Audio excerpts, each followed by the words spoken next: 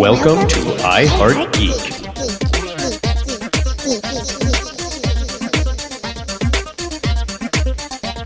And welcome to another episode of iHeartGeek, and this one is just for you Whovians. I've been wanting to do this episode forever, but now that Kosh is finally becoming a Whovian, we get to talk about it. Yes. So I'll get to that in just a second. Let's start with you, PB&Jason. Hello. Tell us how you're doing, and who is your favorite doctor? I am doing great, and my favorite doctor is the doctor we are talking about on this episode, the Ninth Doctor. Christopher Eccleston. Yes, sir. Dun, dun, dun. Yes. I have watched a lot of Doctor Who. I am not caught up completely, but I have seen the Eccleston run, which I loved, and the Tennant run. Okay, you better get on some Matt Smith ASAP, yes, man. definitely. But Because we're going to be cutting Matt Smith pretty soon. Exactly. Weird. Okay, so new Whovian. Yes. Because you've now experienced two doctors, and we're only going to discuss one today. This is Kaj. How you doing, buddy? And which one do you like better so far? Well, hello there, Dubs, and hello all my fellow geek friends out there. Gosh, that's kind of difficult because I like the Ninth Doctor, but Tennant is a beast. I gotta say, like he has definitely taken this role and just wrapped himself around it and just made it his own. And I'm thoroughly enjoying him. Very good. I'm actually an Eccleston fan. I like Tennant. I agree with you. Kind of like Smith. I'm not a Capaldi fan at all, unfortunately. Wait a minute. I'm in agreement with you again. Dr. Nine. We need to stop. This needs to end. I don't like this. But it's a supplemental show, so I guess we can agree. Next thing you know, you're going Sounds to be good. married and you're going to pick out curtains. I swear. We already I'm gonna did. slap you so hard, it's not even funny. Don't you get where all this banter comes from? We've been married for like 20 years. Yeah, exactly. I'm telling you, if you like it, put a ring on it. And you need to quit taking all the damn covers. That's never going to happen. It's cold at night because you want to turn on the AC all night. What do you want? Oh, stop. Enough about our personal life. Wow. How did I feel we go like a here? marriage counselor right now. So we're going to go through the in-depth season 1 Doctor Who. Now, as we do these, we're going to do these about once every month, every 2 months with a different doctor. Now, we're going to take the whole Doctor run. So this will be the shortest run that we do because, unfortunately, Eccleston only lasted one season. And that was due to him, not due to... well, he chose to leave, from but what I understand. But I know that he was butting heads with the producers. Yeah, and I know very that bad.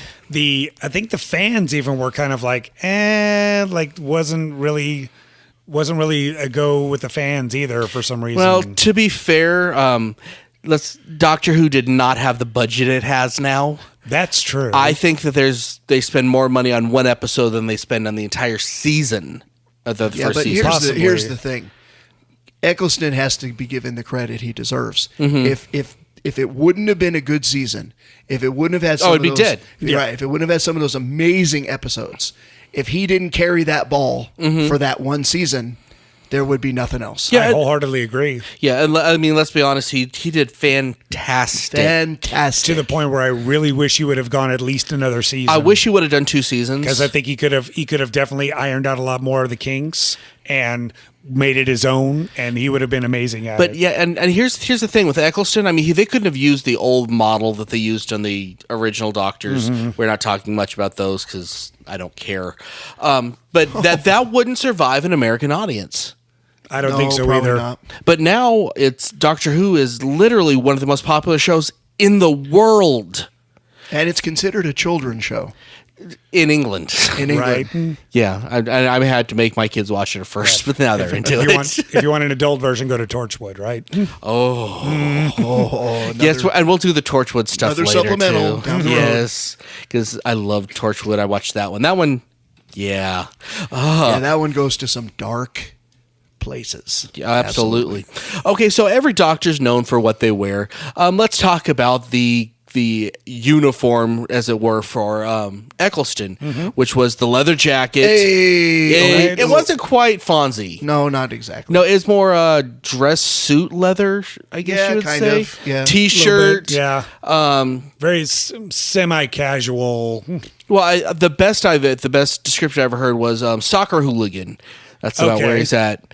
With the messed up teeth, the shaved head, without it being shaved, the buzzed head, I guess it should be. Right.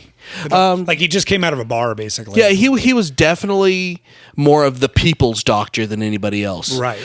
There was no suit involved. There's nothing quirky about his portrayal. Right. No. I take that back. His portrayal, he definitely had some quirks, but as far as his look, there was nothing quirky about it. Right. It wasn't right. Didn't have any weird apparel, or apparatus. And some might say boring, but I think it was a definite choice, and I think he made a good choice. And I think, again, to hook the audience, they went for something more kind of generic and tame. Mm-hmm. Right. In order to get people on board. They had to do everything they could to appeal to that American audience. Yeah, he actually he's got my second favorite look, my first being Tennant, with the suit and the Converse was pretty cool. Mm-hmm. But that is definitely of all the rest of the Doctors, including the originals, that's my second favorite look. I mean, It looks good. Yeah. It looks like something I'd wear, I don't know if I could pull I don't want to see you in it, but okay. I have leather pants upstairs. It's all good.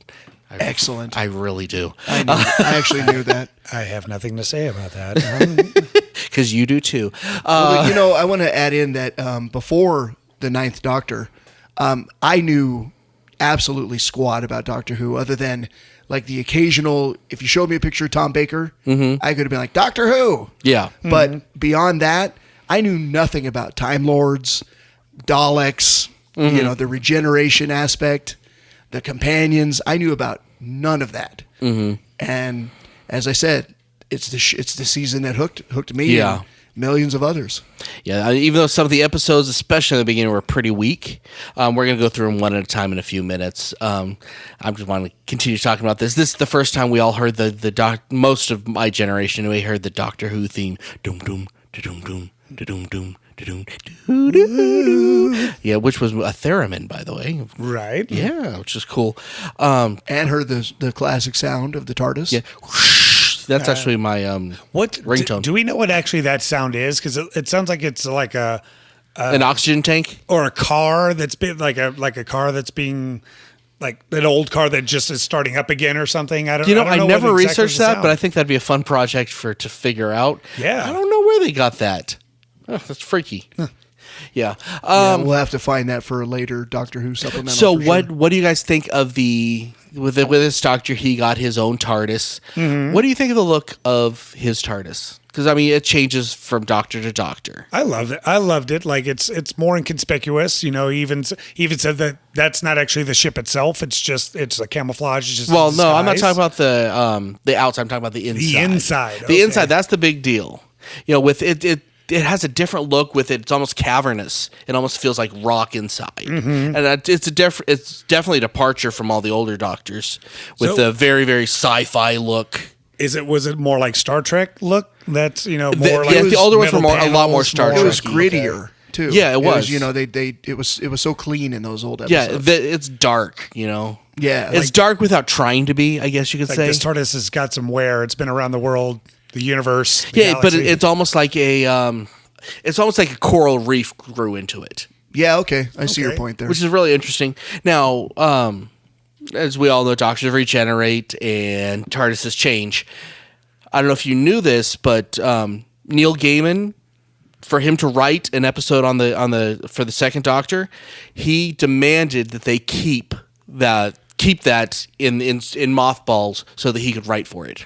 Because he brought it into one of his episodes. Okay. I guess when you're Neil Gaiman, you can do that. You get away with that sort of thing. Well, he's Neil Gaiman. He's Neil Gaiman. There is no better. I love it when he writes episodes. He didn't do it for the first season, unfortunately. But, oh, man. So this one was directed by this Doctor and the next Doctor were directed by Russell T. Davies. Right. Who has this very, very distinct style. It's a bit cheesy. Some of the elements that he chooses. Right. Versus, the common Moffat era. which is a lot more. Although I do thinker stuff. believe Moffat was involved in this era. Was he? Yes, I believe he was. I was possibly not in as strong a role, not as the showrunner, but a writer, right? Or something. But I believe he was definitely involved in the writing of many of the episodes. Okay. So let's go through some of the episodes. Actually, we're going to go through them all because there's only 13, so it's not going to be too hard. Okay, so let's go to episode 1. This is where most of us start, and most of us say, do we really want to stick with this? They are moving around as really crappy plastic mannequins. Are we really watching this? Is this what are we? Who is this guy? This guy's a jerk. What? I'm going through all my emotions as I win it. I kind of had the same thing too, but at least with me, I had a lot. Don't go with him. He's gonna molest you. I had a lot of people going, just get through it. Just get through it. It gets better. Just kind of. Now that's through. weird to me because I didn't have any of that. Really? What was? As always, PB's wrong. No, right. But go ahead. No, I watched it with more of just that curious, like, what am I watching? Mm-hmm. You know, and I thought this is definitely strange, but I can't turn away. Yeah, I'm so intrigued. I was intrigued, but I wasn't like hooked. I'm so intrigued by this guy, this loud, rude guy who's talking about being an alien and you know being from this place and traveling and then the way that he dealt with Rose the first time, just like that quick, like, oh, I'm going to take this arm, you know, and I'm come with me or you're going to die. Right. I'm out of here. Okay. Like a crazy Willy Wonka, and you're like, all right, I'm just along for the ride. What's going on here? Right. But the one that I actually had to get used to was I had to get used to Billie Piper. I liked her. I know it's a lover or hater. I never thought she was the pretty sex symbol that everyone seems to think she is. I like the character more than I like her, if that makes sense. Okay. I guess I never can say I hated her, but I had a hard time with her the entire season. Why? She came off as just not a very likable person. I mean, and which is funny because the doctor is not a very likable person, but she just came off as very shallow. Well, her stuff with Mickey will definitely make that feel like that. And just, she was always built up by those around her more than I think she deserved, to be honest. It's fair enough. Okay. I mean, I know that in England she was a fairly powerful celebrity. Yeah. She's a pop star. It's like Britney Spears level. Yeah. Exactly. And I don't know, something about that, it's almost like that bled through. Mm-hmm. And I didn't see what everybody thought was so great about her. Did you know that going into it, or did you find out? No, I didn't know that afterwards? I found out later, but it kind of then made some things make sense to me. Okay. But I didn't hate her. Hate would be too strong. I liked her. I liked her arc. Like, I know we're not going into season 2, but I really do like the arc of how she started off, and then she was kind of the boutique. She was a boutique worker, and she wasn't really. I don't want to say really educated, but I mean she had street smart. It wasn't really. She grew a lot. But she grew a lot with experience and how to deal with things, and then at the very end, kind of like. I liked your mom. I like her mom, the actress. Just for a second, she's been in the show Him and Her. I don't know if you heard about that. That's a British show. I haven't. She was played a very big role in that, and she also, where you first saw her, was in the movie King Ralph. Oh, she was a stripper. I did not know that. Wow, I didn't know that either. Yeah, that's crazy. I'm a freak. Don't ask. Yeah, we know. Anyway, she used to be a very, very, very attractive lady. She was cute in The Doctor. Well, she was cute in The Doctor too. She was definitely played the older mom. Well, if you notice, if you look through all the episodes, especially from like season 1 to season 2, you can see that she loses weight. Because I mean, she had a little bit of a pouch at the beginning, and then as the series went on, you could see she just got skinnier and skinnier, and it's like, all right, well, okay, I guess there goes that. All right, we know Kaj's motivation for continuing to watch. So, I like your mom. Okay, well, this first episode, let's talk about the characters we were introduced to. Of course, we've already talked about Rose, and we've sort of hit on the little whiny Mickey. Ricky? Mickey. No, Ricky? This is still Mickey. He's still Mickey now. What is that? I can't remember. Is it Mickey or Ricky? Yeah, by the way, spoilers. If you haven't watched this, why are you listening to Doctor Who stuff? Because it's probably boring, I guess, would be a good word for it. If you're not into Doctor Who, just stop listening. And go watch it. And go watch. It's just worth give it a try. Okay, so now 5 episodes. Now that's said, we're not giving anything too bad as spoilers, but there are spoilers going to be involved. Mm-hmm. So we meet Mickey, who is Rose's boyfriend, and that's probably part of what you didn't like that made him so unlikable, or made Rose so unlikable. Because I actually kind of liked Mickey. I mean, he was wishy-washy. He's but I kind of liked him. He was made up to be the butt of the joke. Yes, he was. Which you kind of feel bad for. But I mean, this makes Rose huh? Well, nobody likes the third wheel. Like, that's basically what he was. Like, yeah, well, he was the boyfriend that she just hadn't broken up with, which makes you kind of a bad person. Or it's like he even said, "I'm the dog." Yeah, I am the dog of this campaign, and he really was. Yeah. But the thing was, to me, and others might not agree, but his charm and his likability made it hard for me to be like, the third wheel, and to laugh at those jokes that were at his expense, and laugh at the nasty way the doctor treated him and stuff. Yeah, he treated him like crap. Yeah, I had a hard time with that because I liked Mickey. Well, this is when they started to Americanize the doctor. For the first time, he has a love relationship with the companions. He never had that before. Okay. Exactly that, right. I learned that later. Which isn't, and this, I say, this is part of the let's try to Americanize the doctor. Okay. Thing that happened. Before you'd never see anything like that. I mean, hey, there was male companions all the time. Nobody ever gave a rip. But now it's like, oh well, that's kind of weird. Well, they slowly segued back into that. They did, especially with Capaldi and blah blah. Okay. I mean, the first episode was called Rose. Come on. Yeah. I mean, and of course we meet Rose's mom, who appears in I think 6 episodes, who does a just fantastic job in every episode she's in. Honestly, she's kind of like the comic relief as well of just the nagging mom. And what's great is when they're both with her and Mickey. Those are I think my favorite scenes. Yeah, because they just had such a good chemistry. They did. Yeah. They were funny. Okay, so spoiler alert, they get out of trouble.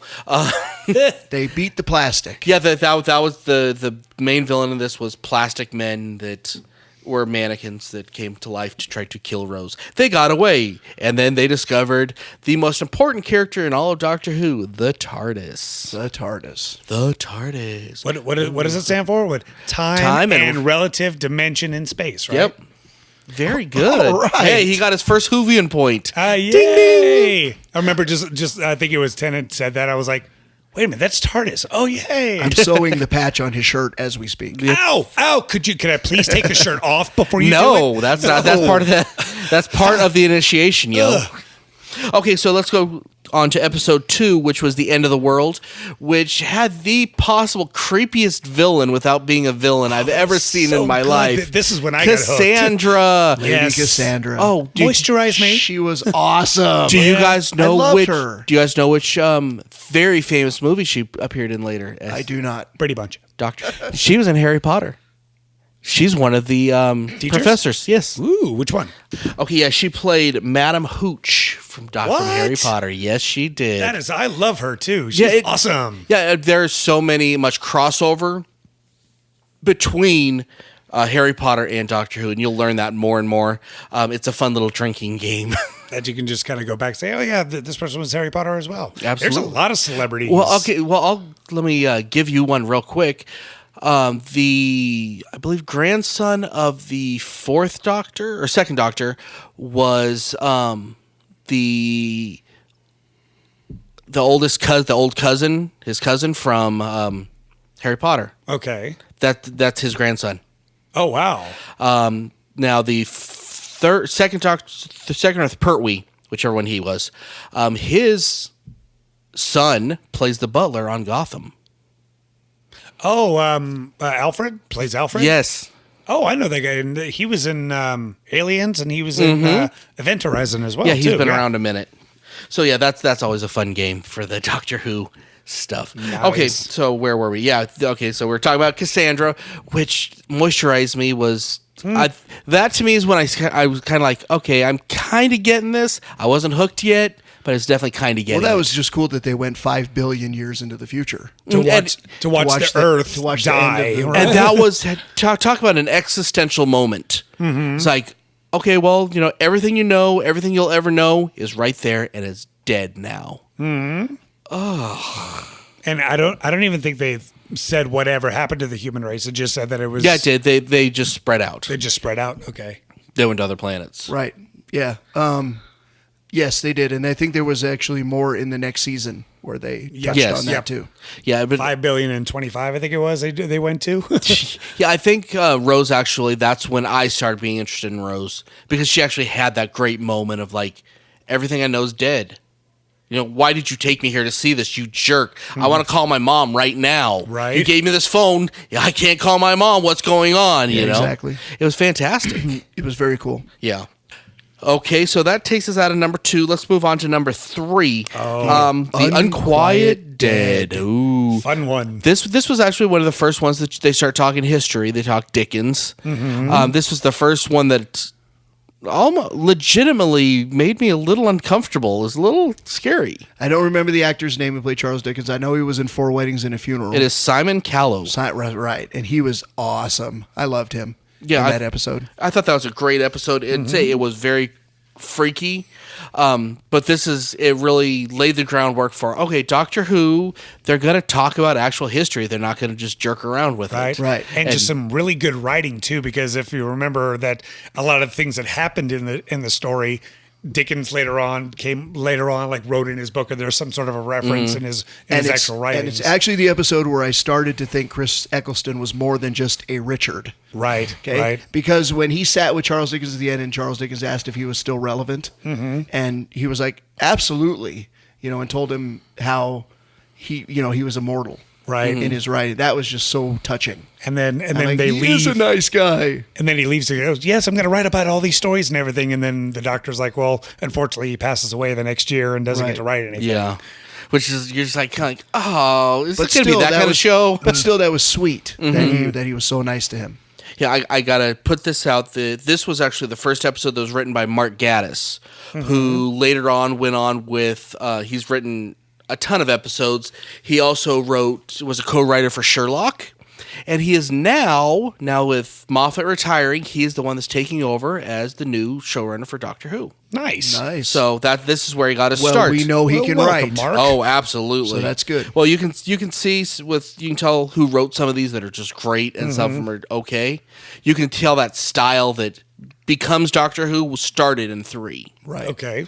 So, okay, let's move on to number 4. We go back to Cheeseball again. We have the Aliens of London, the farting aliens. The Slovene. Yes. And they fart constantly, and they laugh about it, and it's stupid.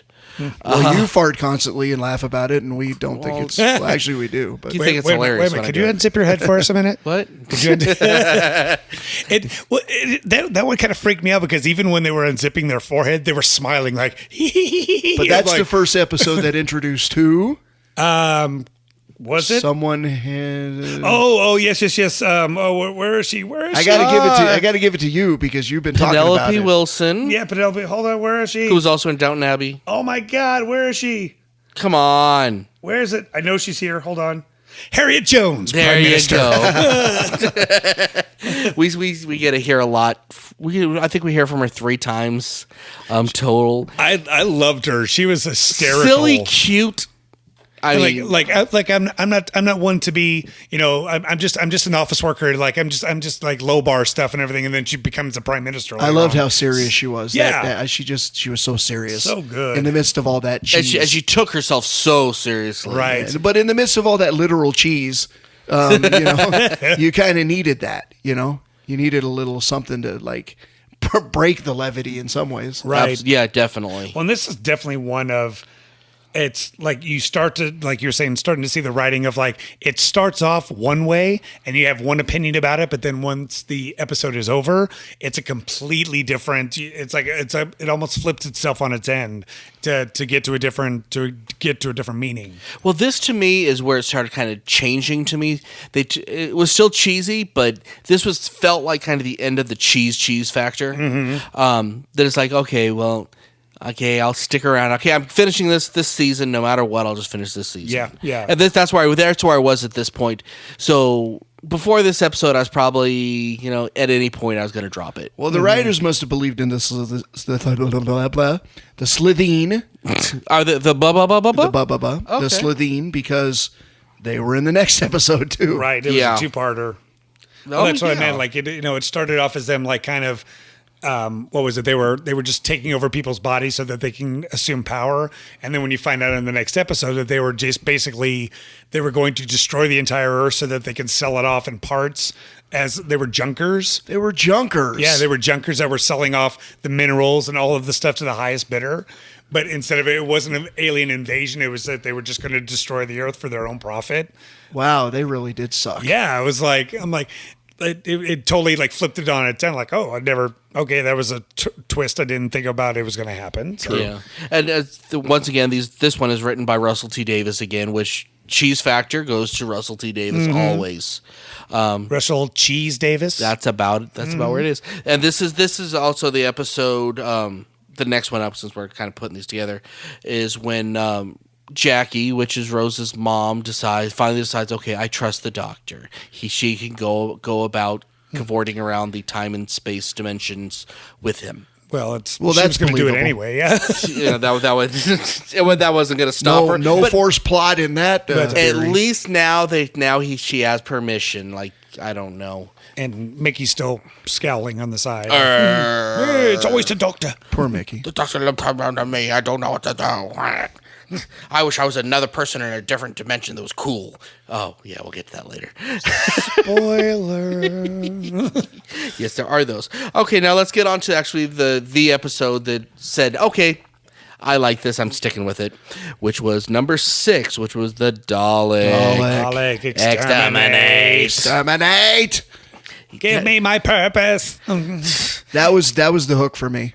Yeah, for sure. To me, is that the Dalek always sounds like somebody that's digitized and going in to see his proctologist. Exterminate! You know? Right. All right, so give me a moment on Daleks here. Okay. The absolute stupidest looking science fiction creation it's got a plunger on of it. all time. A plunger and a whisk. Why are you afraid of this like trash can with a dome? But that episode made you're afraid of it. Made you understand why. And the cool thing was the overconfident doctor. You got to see him be scared. Yeah, that was what was amazing. Because he sold it. And for me, who had never seen a Dalek, I had no idea what that was. I was like, oh my God, this must be something serious. And like, they couldn't get it to talk. They wanted it to talk. And all of a sudden, it talks. It sees him and it talked. It's like, doctor. I was like, oh my God, that thing is scary. But the look he gave, that to me proved his chops as far as being the doctor. Absolutely. That was the moment I think he became the doctor. Yep, I agree. The rest he was kind of playing the doctor. That was the episode he became the doctor. It's like, holy just that, crap. The nature of that relationship, which was so hateful and so intimate. It was amazing. Because this is the creatures or the villains that actually destroyed his homeworld, right? Yep, the time war and all that stuff too. So he definitely conveyed like he had an overbearing hatred for these things. Like they thought he thought he killed them all, and then he finds this one. And you still don't know what to make of the doctor then, but you still know that it's a big deal that he actually wants to kill them. Because that's not something so far that's... Yeah, he's been so peacenik and happy-go-lucky and just kind of like enjoying himself while he travels. Which one did it die? And now it's like, no, you need to destroy you. You destroyed my family, blah, blah, blah, blah. Yeah, it was amazing. And then Rose putting her hand on it, and then you see it transform and break out of its shell, and then you get to see it do what it does best. And then the redemption that gets at the end is pretty amazing. And isn't that the first time throughout the whole history of the show that you saw beneath the metal surface? I don't know. I think you've seen Davros before. I don't know. I don't know the older stuff. I remember hearing that. I could be wrong, but I thought that was the first time they showed. I'm pretty sure that Davros had been seen before. And just remember, there's also another little Easter egg that's in that episode as well. You get to see the first part of the Cybermen. Really? They went to the museum. Remember? Oh, right. They were in the museum. There was a head and there. it had the head, and he goes, "Oh, who is that?" And he goes, "Oh, it's just a longtime friend. Well, enemy actually." But, right? Yeah, that's true. Nice. So that was a fantastic episode. And from there, it just keeps getting better. We go up to number 7, which was called The Long Game. Why it's called The Long Game is interesting because this set goes through the rest of the season. which is kind of interesting. Because we'll get more into that. But this is also where you get introduced to the geek legend Simon Pegg. Yep, Simon Pegg. I love that guy. I don't know He's why. he's the editor in this episode. Yes, he is. Yeah. Yeah. So explain to us this Jason, that's you on this. Tell us about this episode, sir. They go back to Station 5, which I don't remember how long in the future. It's the year 200,000. And they thought everything was going to be cool, but everything was cool. Yeah, literally. And they can't figure out what's going on, and they and so they want to get to, and they get invited to that elite floor 500, right? And that's where the mystery of what's going on, like what Simon Pegg is hiding. So something. it's like that one church that starts with science. Ooh. I avoided a lawsuit right there. I almost think it's almost like the Wizard of Oz, but a bad version of it, because it's like, we want to get to the Emerald City, but then when they find out what the Emerald City is and what's actually running it, it's like Soylent Green. I mean, yeah, it is people. Yes, right. Yeah, and you eventually run into the Jagrafess. Is that what that was called? Yeah. Okay, that's creepy. the ugly fest. that's the episode with all the cold, where it was really cold instead of the frozen. Yeah, right. And congratulations, you've been promoted to your death. Pretty much, basically. So of course, once again, the doctor gets him out, and then they send their latest. I don't even remember the name of this. This companion, but he showed up last one, and then he just his name was Adam. Yeah, Adam. Because Adam was an idiot. Because Adam lets future tech go into his brain, and then they've never really. And then he disappeared. No, the doctor said, "You're gonna go live your life. If I ever see this again, I'm not gonna kill you or something." So yeah. And Simon Pegg, of course, met his fate. Yes, unfortunately, which is sad. He was a great character. And they beat the Jagerfest by making it warm. They got the heat going. Yeah. Which is why it was they repurposed the vents to go back where they're supposed to, and then it overheated the That's Station 5. He always does something clever, We love him. Okay, next up comes one of the most heartbreaking ones. It's called Father's Day. Yeah. That one hurts. Just as a dad, that one hurts. She goes back and gets the chance. Rose goes back and gets the chance to save her dad. And does. It does. And not it's not a good just thing. Watch. Yeah. And then the second time she couldn't help it and she saved him, and then it skewered everything else. Yeah. And then you learn why Doctor Who doesn't go back and save people. Yeah, because really bad things show up and everybody's start to destroy everything and everybody. Because fate says that person was supposed to die. It was a fixed point in time. And that's when you get to understand, okay, fixed point in time, I think I get that now. Right. The saddest part of that episode is that he realizes what he has to do. Right. And goes and does it. Like a real dad. But at least he, when he did actually die, she was there with him, holding him, and she got to say her goodbyes. And that hurt. Oh, and the crazy thing about that episode is, up until then, the Doctor has been, he's in control. He's got a plan. He knows what he's doing. He was just, it was like every option was getting cut off and cut off and cut off, and he's like, nothing. There's nothing I can do. It's he didn't do it. He didn't fix that episode. Yeah, Rose's dad did. But you got to think, he warned her. He told her time and time again, like, don't leave the TARDIS or don't mess with. And he really enjoys the "I told you so." Yeah, this Doctor enjoys. If you get caught in your "I told you so," bite me. That's really how. And he enjoys it. He gets a sick pleasure from it. He's 900 years old. Like he shouldn't. Like, he's giving him sound advice, but they never take it. They're humans. They never take it. And the Reapers were scary. Yeah. Oh yeah, they were frightening, creepy bat things. Okay, so let's move on. Before we talk about number 9, the empty child, I have a question for you. Are you my mummy? Are you my mummy? Are you my mummy? Are you my mummy? Well, this of course. I know. This of course brings in the man, the myth, the legend, Stephen Moffat. Really? Oh, wow. Yep. The first episode that he was involved in the But writing. do you know who else this brought in? Captain Everybody's favorite Jack character, Harkness. Captain Jack Jack. Harkness. John I Barrowman. know. Such a Several great people of the character. female race that love that man, Such a great character. and a few guys as well. Well, yeah. If I was ever going to leave the show after The Empty Child, it was just not going to happen. Oh yeah, no, it was. You're like, this is awesome. That was the hook. Absolute the hook. I thought you were actually going to say, if I was ever going to leave this show, I would go with Captain Jack Harkness. Yes, I would. Well, I might. You know what? He's- I'm he's straight, and awfully- I probably would. I'm not gonna lie. John Barrowman is he is a dream. That's all I can say. He's lovely. Yes. I would date him, and I'm not even gay. I would totally date him. Yes. Yeah, I think that's a common consensus. Barrowman, which is call not. me. I don't know that that's normal. Yeah, Barrowman, will And you in be real on the life, show? and in real life, Please? everything I've seen about him and seen of him, he's so nice. Oh yeah, So charming and funny. Such a funny guy. Yep. Yeah. Okay. Okay, so Empty Child. So Captain Jack, he meets Rose up there on the tower. No, up there in his up on his ship. Zeppelin, yeah. on his Yeah. on his Zeppelin. She with was the, dangling with the, up there, with right? the bombers flying beneath her. And he was just debonair. He's like, hey, and the doctor did not like that No. at all. No, which was and he- awesome. And he called himself. What did he call himself? A time agent. He called himself something. Time agent, yeah. Something like that. It's been a while. which since was I watched that weird episode. because the doctor didn't know what that was.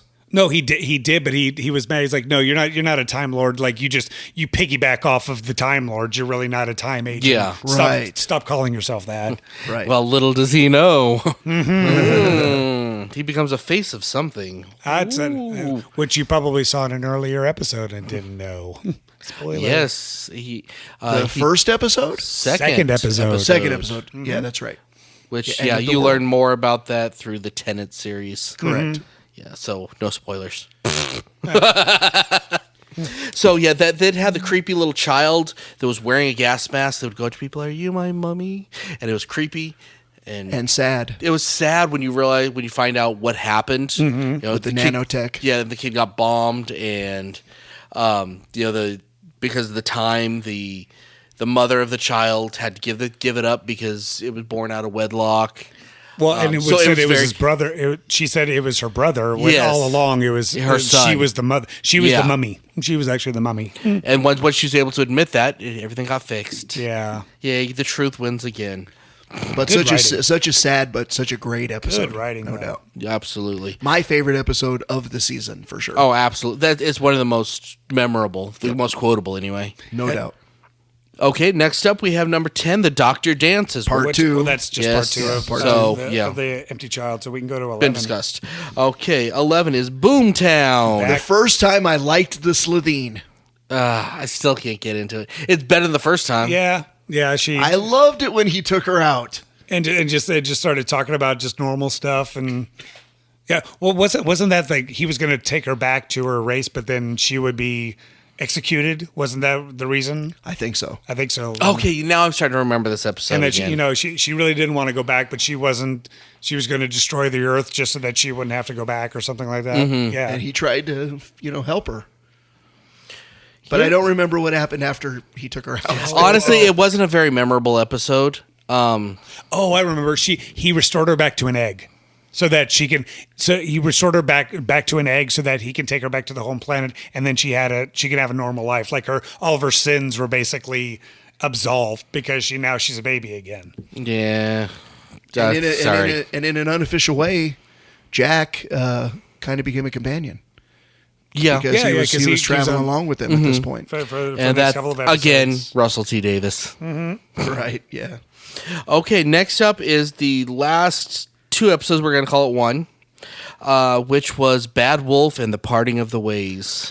This is the first time that Whovians get to know true pain. Do you remember that pain you felt? It wasn't really, it was emptiness. It was like, oh, this, No, I like this guy. yeah. How is this going to happen? But he said it himself.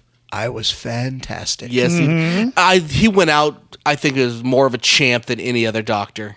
Right. He's like, "Yep, you were fantastic. So was right. I." Yep. And he's like, "Went out. That's a Han Solo He move just right there." drops the mic and just walks away like, peace, guys. Oop. Who's this Tennant guy? I don't like this guy. No, this sucks. I'm never gonna like him. He's not the doctor. You know. And then you're like, oh my God, he's amazing. That's how Rose was at first too. She was like, she's like, do you want me to go back how I was? And she's like, yes. And he's like, oh, tough. Too late now. Well, let's see. In these episodes, we went from Dalek to many Daleks. Oh yes, which was kind of like a traditional sort of season-ending trademark of the show. In general. Oh yeah. Let's jump back even to Bad Wolf, because that's when we go back to Station 5 again. Yes. And now this is 100 years. This is 100 years after Remember, what it was the happened long with Simon haul? Pegg. No, I do remember. Yep. Yeah. So this is 100 years because the doctor thought that he had fixed everything with Simon Pegg, but actually it got worse. And now it's a TV station. And now it's a reality, like the many reality shows that we know now. And some of those were so entertaining. Right. With like the weakest link. The weakest link. Oh my gosh, that was hilarious. And instead of them just you are the weakest link. Goodbye. Dead. And they die. And they die instead of just leaving the show. And then I know every woman loves the what not to wear, and then John Barrowman just stripping into his skivvies, and he was doing loving it. stuff. Everybody was loving it. Oh yeah, it was fantastic. So was I. And so was I. Yep. And then the reality series, like the Big Brother type series that Rose was on, really interesting because they all ended in death. Right. Yeah. Well, all of them ended in death, no matter what. Oh yeah, and they didn't volunteer to be on these shows; they were picked to be on the shows. Not the criminals, just average person. Okay, boop, you're up. Right. Which, we're not that far from. Yeah. So Rose in these final episodes, she acquired the power of the TARDIS. Of the TARDIS. How did she do that again? Because I don't remember. She opened up the TARDIS and looked inside of it.